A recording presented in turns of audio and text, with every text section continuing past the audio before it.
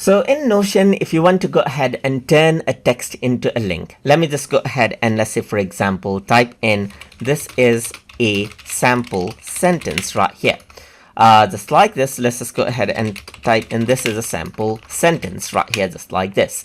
I can simply go ahead and select, let's say, sample right here. Just select it out, and now you can turn it into a link just by clicking on add link right here. Once you go ahead and do that, you can actually link it out onto another pages that you may have, like starting point, and now you can see that this is a link to starting point.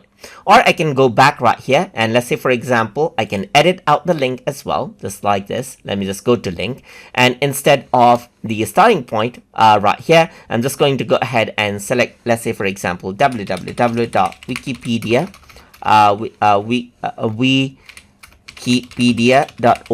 I can type in a URL as well, just like this, link to a web page, and then this text gets linked out. Let me just go ahead right here and click it, and Wikipedia page simply opens up, as you can see, just like that.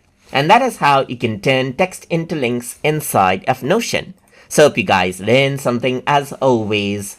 And as always, please like, comment, share, and subscribe.